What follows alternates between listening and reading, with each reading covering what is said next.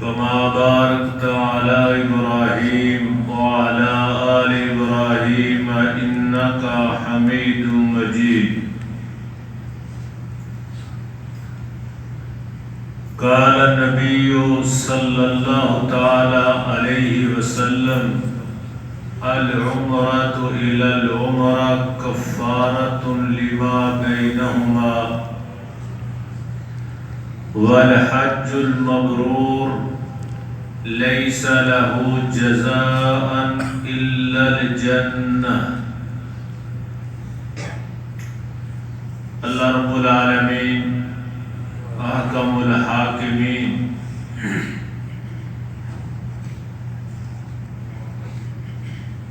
پوری دنیا سے لوگ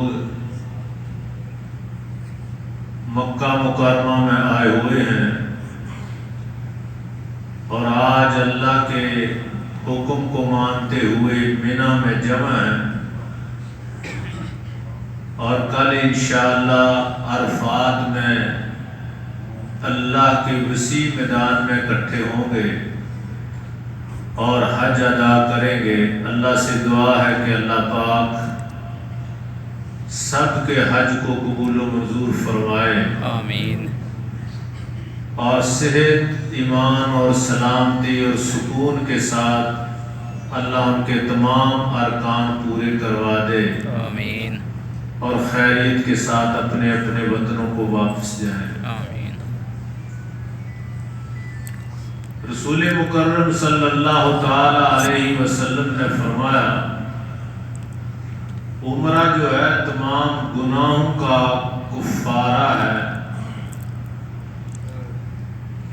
اور حج مبرور لیس لہ جزاء الا الجنہ، حج مبرور کا جو بدلہ ہے وہ اللہ رب العالمین جنت عنایت فرمائیں گے۔ حضرت عمر بن عاص رضی اللہ تعالی عنہ نبی صلی اللہ علیہ وسلم کے بڑے مشہور صحابی ہیں۔ پہلے انہوں نے نبی صلی اللہ علیہ وسلم کی بہت مخالفت بھی کی ہے، پھر حضرت خالد بن ولید رضی اللہ تعالی عنہ اور حضرت عمر بن عاص یہ اکٹھے مکہ سے نکلے اور مدینہ منورہ میں پہنچ کے نبی صلی اللہ علیہ وسلم پہ ہاتھ پہ بیعت کر کے یہ مسلمان ہوئے۔ جب یہ دونوں مدینہ منورہ پہنچے تو آپ کو اتنی خوشی ہوئی اور آپ نے ان کو خوش ہو کے فرمایا کہ مدینہ والوں خوش ہو جو آج مکہ والوں نے اپنے جگر کے ٹکڑے تمہارے حوالے کر دیے۔ یہ دونوں بڑے ہی عقل مند، اور حضرت خالد بن ولید بہت بڑے شاہ سوار تھے اور نبی صلی اللہ علیہ وسلم کے خلاف جنگیں لڑتے رہے تھے۔ بعد میں اللہ پاک نے ان کو ہدایت دی اور یہ مسلمان ہو گئے۔ تو یہ حضرت عمر بن عاص اپنے اسلام لانے کا واقعہ بیان کرتے ہیں، بڑا دلچسپ ہے، ذرا غور سے سننا۔ حضرت عمر بن عاص رضی اللہ تعالیٰ عنہ فرماتے ہیں، آتیت نبی صلی اللہ علیہ وسلم فقلت ابسط یمینک، اے آقا اپنا ہاتھ آگے بڑھائیں تاکہ میں آپ کے ہاتھ پہ بیعت کر کے مسلمان ہو جاؤں۔ فبسط یمینہ قال فقبضت یدی، کہتے ہیں کہ جب نبی صلی اللہ علیہ وسلم کو میں نے کہا کہ اپنا ہاتھ بڑھاؤ، آپ نے اپنا ہاتھ بڑھایا آگے، تو حضرت عمر بن عاص کہتے ہیں فقبضت بیدی، میں نے اپنا ہاتھ پیچھے کر لیا۔ نبی صلی اللہ علیہ وسلم نے فرمایا ما لک یا عمر، یہ کیا ہے؟ تو بڑے ہی گریہ زاری کے انداز میں کہنے لگے اردت ان اشترط قال تشترط بماذا، کہ لگا کا آپ کے ہاتھ پہ بیعت کرنے سے پہلے میں ایک شرط رکھنا چاہتا ہوں۔ آقا نے پوچھا کیا شرط؟ کہنے لگا آقا میرے گناہ بہت زیادہ ہے، تو مجھے ڈر لگتا ہے کہ اتنے سارے میرے گناہ ہیں تو میں آپ کے ہاتھ پہ بیعت بھی کر لوں اور وہ میرے گناہ بھی باقی رہیں تو پھر تو بڑا افسوس ہے، تو کیا اگر میں کلمہ پڑھ لوں اور آپ کے ہاتھ پہ بیعت کر لوں یغفر لی، کیا اللہ مجھے معاف کر دے گا؟ ہر مسلمان مومن کی یہی خواہش اور یہی تمنا ہوتی ہے کہ اس کے جو ہے نا وہ گناہ معاف ہو جائے۔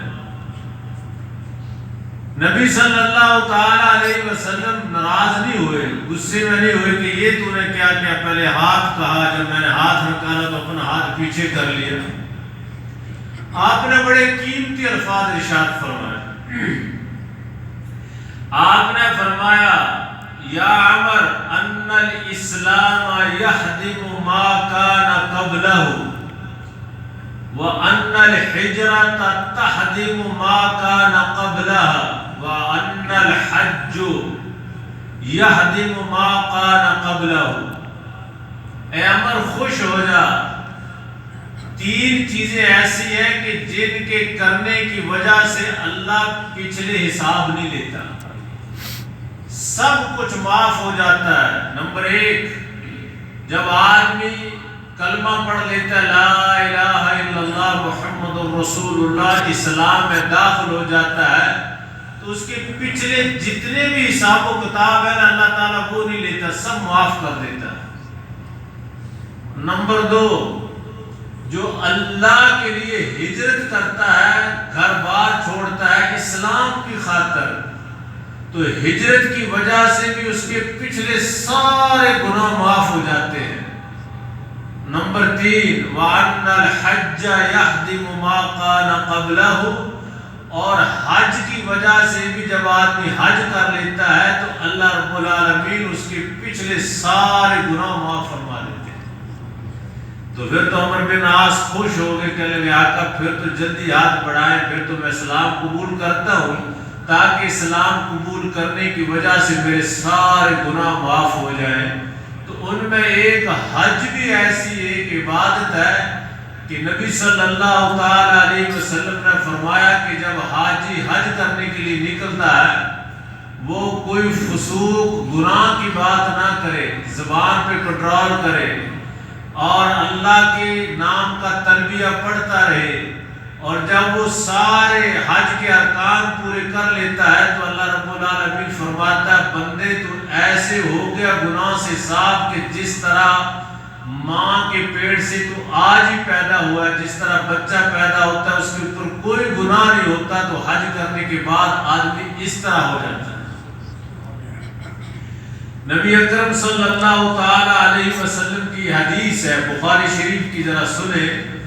آپ نے فرمایا من حج للہ فلم یرفس ولم یفسق رجع کیوم ولدت امہ، کہ جو آدمی حج کرے اس میں کوئی بےہودہ بات نہ کرے اور کوئی گناہ کا کام نہ کرے، راجع تو وہ واپس لوٹتا ہے کا یوم ولدت امہ، جس طرح کہ اس کی ماں نے اس کو آج ہی جنم دیا ہے۔ اور یہ حج اگر اس کے اوپر تھوڑا سا توجہ آدمی کرے کہ یہ کیا چیز ہے، کہ آدمی اللہ کے گھر سے بیت اللہ سے نکل کے منی میں پہنچے ہوئے، بات سمجھا رہی ہے؟ سارے اللہ کے گھر سے نکل کے کہاں پہنچے ہوئے ہیں؟ منی میں۔ اللہ کا گھر جو ہے وہاں پہ ایک نماز کا ثواب لاکھ نمازوں کا ثواب، وہاں پہ اے سی لگے ہوئے، قالینیں بچھی ہوئی، زمزم کے پانی کا انتظام، ہر چیز، اور منی میں کچھ بھی نہیں ہے، میدان ہے، وہاں پہ بیٹھے ہیں۔ وہاں پہ تو کوئی نماز کا زیادہ ثواب تو نہیں ملتا، تو ملتا ہے کوئی زیادہ ثواب نہیں۔ آدمی عام حالات میں جا کے منی کی مسجد میں نماز پڑھے، جو مکہ کا ثواب ہے وہ منی میں تو نہیں ملتا۔ پھر منی سے کل کو نکل کے عرفات میں جائیں گے، وہاں بھی کوئی قریب ہی ہے 7-8 کلومیٹر ہے، لیکن مکے والا ثواب تو نہیں ہے، وہاں پہ جمع ہے سارے۔ تو یہ کیا چیز ہے؟ یہ صرف ایک ہی چیز ہے، رب العالمین کا حکم ہے اور ہمارے پاک پیغمبر کا طریقہ ہے۔ اللہ رب العالمین کا حکم ماننا اور محمد الرسول اللہ صلی اللہ تعالی علیہ وسلم کے طریقے پہ عمل کرنا، اس کو عبادت کہتے ہیں۔ یہی اللہ کی رضا ہے، اپنے دماغ نہیں جڑانے۔ کوئی آدمی پوچھے یا رب العالمین ابراہیم علیہ السلام نے تجھے راضی کرنے کے لیے آگ میں چھلانگ لگائی، باپ سے ٹکر لی، وقت کے حکمران سے ٹکر لی، گھر سے نکال دیا، نکل گئے، یا اللہ رو رو کے 90 سال کی عمر میں تو نے بیٹا دیا، اور جب وہ بیٹا چلنے پھرنے کے قابل ہوا تو نے کہا کہ اس کی گردن پہ چھری چلا دے۔ کوئی آدمی پوچھے یا اللہ اور تھوڑے کام تھے، یہ بچے کوئی ذبح کرانا، اس کا خون تجھے پیارا ہے۔ اللہ رب العالمین کے طریقے ہیں، جتنے وہ سخت امتحان لیتا ہے اتنے وہ درجے بھی بلند عنایت فرماتا ہے۔ تو ابراہیم علیہ السلام نے ہماری طرح کوئی بات نہیں کی کہ یا اللہ یہ کون سی بات ہے، ساری عمر تو ہوگی امتحان میں گزرتے ہوئے، وہ کام وہ کام وہ کام، لیکن انہوں نے فوری طور پہ کہا یا بنیا انی ارا فی المنام انی اذبحک فانظر ماذا تری، میرے بیٹے مجھے خواب میں اللہ رب العالمین کا حکم آیا ہے کہ میں تجھے ذبح کر رہا ہوں، فانظر ماذا تری، اب بتا تیرا کیا خیال ہے۔ یہاں پہ مفسرین بڑا ایک نقطہ بیان کرتے ہیں کہ ابراہیم علیہ السلام کا یہ مقصد نہیں تھا فانظر ماذا تری کہ تیرا کیا خیال ہے، کہ اگر دل کرتا ہے تو ہم کام کر لیں، اگر دل نہیں کرتا تو پھر رہنے دیتے ہیں۔ نہیں، ہرگز یہ نہیں تھا، بلکہ ان کا مطلب یہ تھا فانظر ماذا تری، اے میرے بیٹے تو بھی اس میں شامل ہو جا، رضا مندی ظاہر کر، اگر تو نہ بھی مانے گا یہ نہیں ہوگا کہ میں تجھے چھوڑ دوں، میں نے تو اللہ کا حکم ادا کرنا ہے، اگر تو مان گیا تو تجھے بھی ثواب ملے گا، اگر نہ ملا تو میں زبردستی، میں نے تو کر دینا ہے۔ لیکن جو اتنا باپ عظیم ہو، جو اللہ رب العالمین کا ہر حکم مان کے اپنی جان قربان کرنے والا ہو، تو اس کا بیٹا بھی کتنا فرما بردار تھا، وہ فوراً کہنے لگا یا ابت افعل ما تؤمر ستجدنی انشاء اللہ من الصابرین، اے میرے ابو جو حکم ملا فوری طور پہ کر، گزر دیر نہ کر، انشاءاللہ میں بھی ایسا صبر کروں گا کہ دنیا مثال پیش کرے گی۔ تو پھر حضرت ابراہیم علیہ السلام نے اپنے آنکھوں پہ پٹی باندھی، اسماعیل علیہ السلام کو الٹا لٹا لیا اور لٹا کے چھری چلا دی، خون بہہ گیا، اپنے دل میں مطمئن ہے کہ میں نے بیٹا ذبح کر دیا۔ جب آنکھ کھولی تو اللہ کا قرآن کہتا ہے کہ وہاں پہ اللہ رب العالمین نے آسمان سے، جنت سے دمبا بھیج دیا، وہ ذبح پڑا تھا اور اسماعیل علیہ السلام بچ گئے تھے۔ تو ابراہیم علیہ السلام کہنے کہ پتہ نہیں اب کیا بنا ہے کہ اللہ کو میری قربانی قبول نہیں آئی۔ تو اللہ پاک نے قرآن مجید میں کہا صدقت الرؤیا، اے ابراہیم تو نے سچ کا دکھا، تو نے اپنا حکم جو تھا میرا وہ مان لیا، تیری قربانی قبول ہوگی۔ یہ تو میں نے بعد میں آنے والے ہمارے جیسوں پہ اللہ پاک نے رحم فرمایا ہے۔ اگر اسماعیل علیہ السلام ذبح ہو جاتے تو ہم سے کہاں بیٹے ذبح ہوتے تھے، ہم سے کہاں بھی یہ کام ہوتا ہے۔ یہ تو اللہ نے ہم پہ رحم فرمایا ہے کہ جانور ذبح کر دو، تو اور یہی جذبہ دل میں رکھو کہ یا رب العالمین یا احکم الحاکمین، اے پروردگار یہ جانور جو ہے ہم تیری رضا کے لیے تیرے پاک پیغمبر محمد صلی اللہ علیہ وسلم کی سنت اور ابراہیم علیہ السلام کی سنت پہ عمل کرتے ہوئے ذبح کر رہے ہیں، اگر کوئی موقع آیا تجھے راضی کرنے کے لیے، اگر ہمیں اپنی گردن بھی پیش کرنی پڑی تو ہم پیچھے نہیں ہٹیں گے۔ قربانی کرتے وقت یہ جذبہ ہونا چاہیے کہ یہ جانور پہ چھری پھیر ہے، اگر اللہ ہمیں اپنے بیٹے یا اپنا آپ قربان کرنا پڑا تو ہم کر دیں گے۔ کر لو گے؟ بہت مشکل ہے۔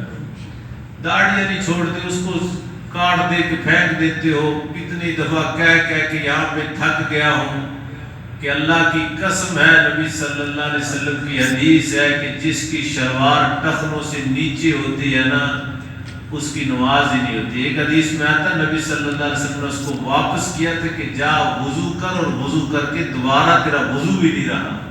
یہاں پہ لوگ یہ بات نہیں ماننے کے لیے تیار، وہ کہتے نہیں ہم نے 7.5 میٹر کی سلوائی ہے، اس کا مطلب یہ ہے کہ ٹخنوں کے نیچے ہونی چاہیے۔ بہت بڑا گناہ ہے، بہت بڑا۔ مجھے سب سے زیادہ دکھ اس بات کا آتا ہے کہ یہ بیچارے وضو کر کے ٹائم نکال کے آئے ہیں اور ان کی نماز نہیں ہو رہی۔ تو یہ کتنا بڑا گناہ ہے، اس کو چھوڑنے کے لیے تیار نہیں ہے۔ نبی اکرم محمد رسول اللہ صلی اللہ تعالی علیہ وسلم کی اطاعت، فرما برداری، پورا دین اس کا نام ہے۔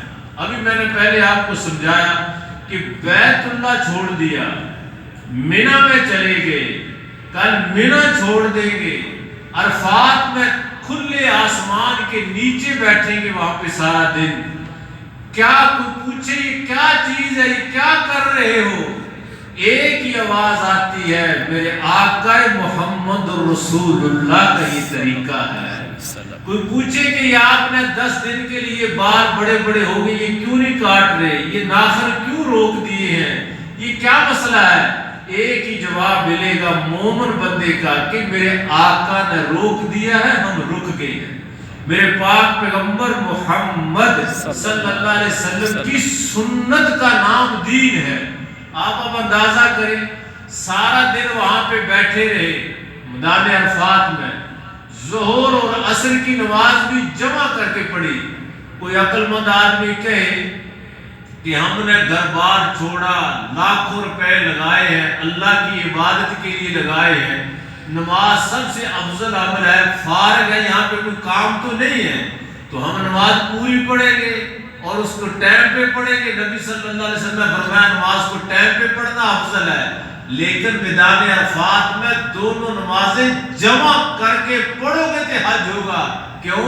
کہ محمد رسول اللہ صلی اللہ علیہ وسلم نے اس طرح ہی کیا ہے۔ پھر وہاں سے مغرب کا ٹائم ہو گیا، اذانیں ہو گئی، پھر وہاں سے پیچھے کو دوڑ لگا دی، یار نماز پڑھ لو، کوئی کام تو نہیں ہے ایسا، نہ کوئی فوج پیچھے سے آئی ہوئی ہے، نہیں۔ میرے آقا محمد رسول اللہ صلی اللہ علیہ وسلم کا طریقہ کار یہ تھا کہ جو ہی سورج غروب ہوا آپ اپنی اونٹنی پہ بیٹھ گئے، اور صحابی کہتے ہیں کہ ان کی مہار اتنی کھینچ رکھی تھی پیچھے کہ اونٹنی کا سر پیچھے کچاوے کو لگ رہا تھا۔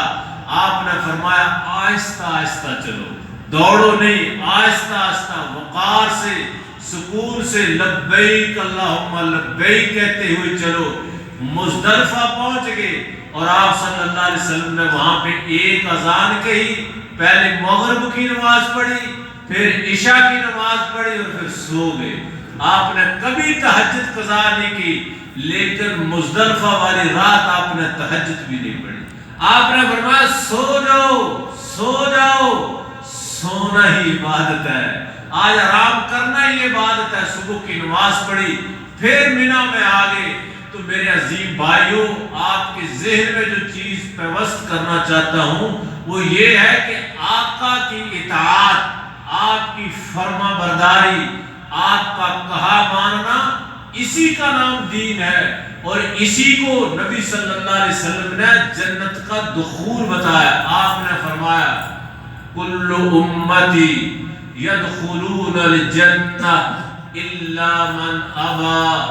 آپ نے فرمایا میری ساری امت جنت میں جائے گی، الا من ابا، مگر جس نے جنت میں جانے سے انکار کر دیا وہ جنت میں نہیں جائے گی، باقی ساری میری امت جنت میں جائے گی۔ صحابہ کہنے لگے آقا وہ کون بدنصیب ہے جو جنت میں جانے سے انکار کر دے؟ آپ نے فرمایا من آتانی دخل الجنہ، جس نے میرا کہا مانا، میری سنت پہ عمل کیا، میرے طریقے پہ چلے، وہ جنت میں داخل ہو گئے۔ ومن عصانی، اور جس نے میری نافرمانی کی، میرا کہا نہ مانا، اس نے جنت میں جانے سے انکار کر دیا۔ نبی اکرم صلی اللہ تعالی علیہ وسلم کا طریقہ، اسی کا نام جنت ہے۔ آپ حج کے لیے آئے، آپ نے ایک ہی زندگی میں حج کیا ہے، تو نبی صلی اللہ علیہ وسلم نے دیکھا کہ ایک عورت بے ہوش ہے، پوچھا اس کو کیا پرابلم ہے، کیوں بے ہوش ہے؟ کہنے لگے یہ عورت مدینے سے چلی اور ننگے پاؤں چلی ہے، اور اس نے نظر مانی ہے کہ میں پورا حج ننگے پاؤں کروں گی۔ نبی صلی اللہ علیہ وسلم نے فرمایا اس کو جوتا بھی پہن لے، اور اس نے کہا تھا میں سائے میں بھی نہیں بیٹھوں گی۔ آپ نے فرمایا میرا یہ دین نہیں ہے، میرا یہ طریقہ کار نہیں ہے، اگر یہ چاہتی ہے کہ میرا حج قبول ہو جائے، اس کو کہو کہ جوتا بھی پہن، پانی بھی پی اور سائے میں بھی ہو جا۔ محمد کا یہ طریقہ کار نہیں ہے کہ اپنے آپ کو خام خواہ فضولی تنگیوں میں، فضولی مصیبتوں میں ڈال کے رکھو۔ تو میرے عزیز بھائیوں، نبی اکرم محمد رسول اللہ صلی اللہ تعالی علیہ وسلم کی اطاعت، آپ کی فرما برداری، بعض اوقات مکے جاتے ہیں اور الحمدللہ یہ سارے مناظر حج کے بھی کیے بھی ہیں، دیکھے بھی ہیں، تو وہاں پہ اتنا دل خوش ہوتا ہے کہ یا اللہ تیرے پاک پیغمبر کی اداؤں کو تو نے ہمارے لیے دین بنا دیا ہے۔ جس طرح آپ صلی اللہ علیہ وسلم جہاں پہ کھڑے ہوئے، جہاں پہ آپ چلے، جہاں پہ آپ لیٹے، سب کو اللہ پاک نے ہمارے لیے دین بنا دیا اپنی محبوب کی اداؤں کو۔ اس لیے یہاں بھی رہتے ہوئے کل 9 ذی الحجہ ہے، سارے لوگ حج کے میدان میں جمع ہوں گے، اور اللہ پاک اتنے خوش ہوتے ہیں، اور دن کو، رات کو تو اللہ پاک ہر روز ہی آخری آسمان پہ آتے ہیں، لیکن دن کو، حج والے دن آخری آسمان پہ آئیں گے اللہ پاک، اور اپنے فرشتوں کو گواہ بنا کے کہیں گے یہ میرے بندے میرا حکم مانتے ہوئے کہاں کہاں سے آئے ہیں، یہ گرد و غبار میں اٹے ہوئے ان کے چہرے، یہ کیا مانگ رہے ہیں؟ یہ مجھ سے معافی مانگ رہے ہیں، جنت کا سوال کر رہے ہیں، جبکہ انہوں نے جنت دیکھا نہیں ہے، جہنم سے ڈر رہے ہیں جبکہ انہوں نے جہنم دیکھا نہیں ہے۔ اے میرے فرشتوں گواہ ہو جاؤ، میں نے سب کو معاف کر دیا۔ اور اتنا اللہ لوگوں کو جہنم سے آزادی لکھتا ہے کہ یہ فلاں بھی آزاد، فلاں بھی آزاد، فلاں بھی آزاد۔ اللہ رب العالمین کے پاک پیغمبر نے جو حج کے لیے نہیں جا سکے، ان کے لیے اللہ کے پاک پیغمبر نے فرمایا کہ 9 ذی الحجہ کا روزہ رکھیں۔ تو آپ کل کو روزہ رکھنا، اور روزہ رکھ کے کہنا کہ یا اللہ زیادہ دور تو نہیں ہے، قریب ہی ہے ہم سے، لیکن ہم نہیں جا سکے، تیری رحمت بڑی وسیع ہے اور تیری رحمت کا کوئی کنارہ نہیں ہے۔ اللہ اپنی اس رحمت میں ہمیں بھی لپیٹ کے ہمیں بھی معاف فرما دے۔ اللہ ہم سب کو بھی جہنم سے آزاد فرما، اور اللہ رب العالمین کے اس پاک پیغمبر کی سنت والا جو روزہ کل کو وہ رکھنے کی توفیق نصیب فرما۔ یہ پھر بعد میں عرض کروں گا کہ اپنی شلواریں ان کو ٹخنوں سے اوپر ہمیشہ رکھا کرو، اور بالخصوص نماز میں، واللہ نماز نہیں ہوتی، وضو ٹوٹ جاتا ہے۔ ایک جگہ پہ سعودی عرب کے علماء کا فتویٰ ہے کہ یہ حرام ہے، حرام شلوار کو نیچے کرنا نماز کی حالت میں، ان سے بچا کرے۔ اللہ پاک سے دعا اللہ عمل کی توفیق نصیب فرمائے۔ کوئی سوال ہے تو پوچھ لیں۔ روزہ جو رکھا گیا ہے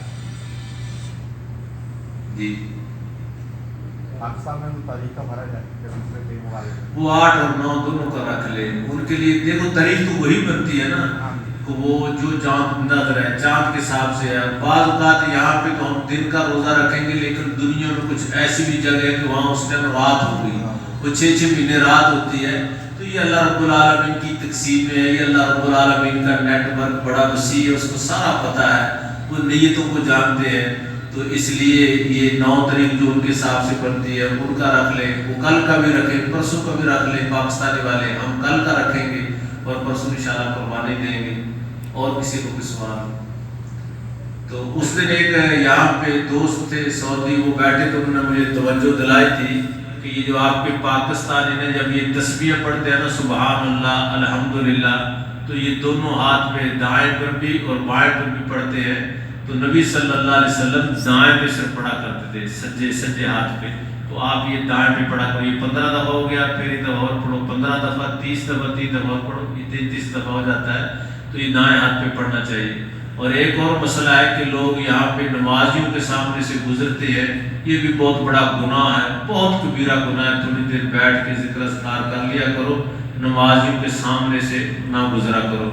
اللہ رب العالمین عمل کی توفیق نصیب فرمائے۔ الحمدللہ الذی لم یتخذ ولدا ولم یکن له شریک فی الملک ولم یکن له ولی من الذل وکبرہ تکبیرا۔ یا رب لک الحمد کما ینبغی لجلال وجہک ولعظیم سلطانک۔ اللہم صلی علی محمد وعلی آل محمد کما صلیت علی ابراہیم وعلی آل ابراہیم انک حمید مجید۔ اللہم بارک علی محمد وعلی آل محمد کما بارکت علی ابراہیم وعلی آل ابراہیم انک حمید مجید۔ رب اغفر وارحم وانت خیر الراحمین، رب اغفر وارحم وانت خیر الراحمین، رب اغفر وارحم وانت خیر الراحمین۔ یا رب العالمین، یا ارحم الراحمین۔ اللہ تیری رحمت کا کوئی کنارہ نہیں، اللہ تیری مغفرت بہت وسیع ہے۔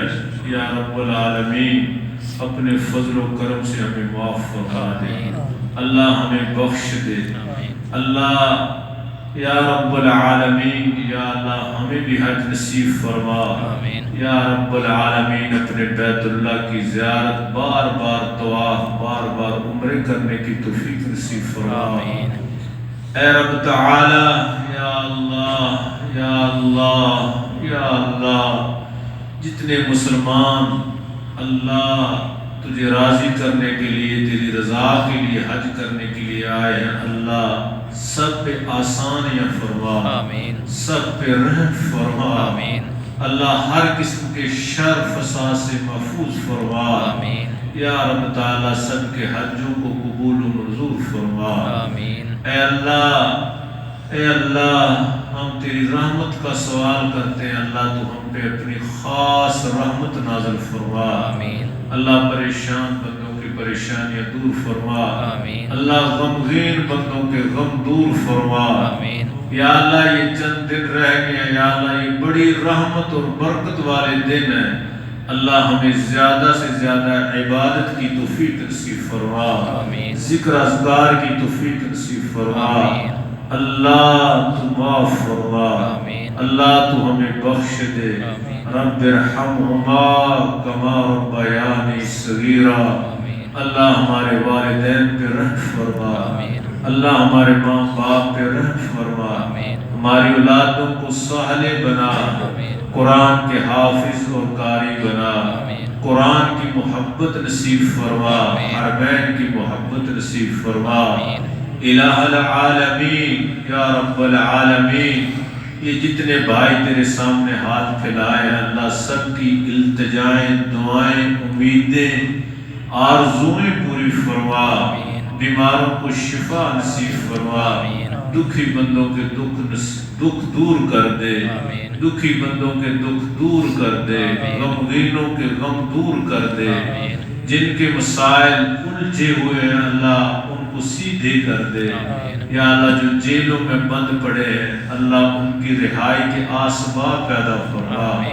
اللہ حاجی محمد الیاس اندر جیل میں اللہ خاص دعا کرتے ہیں، اللہ اس کو نجات نصیب فرما، اور جو جیل میں اللہ سب کو نجات نصیب فرما دے، سب کی الجھنیں دور فرما دے۔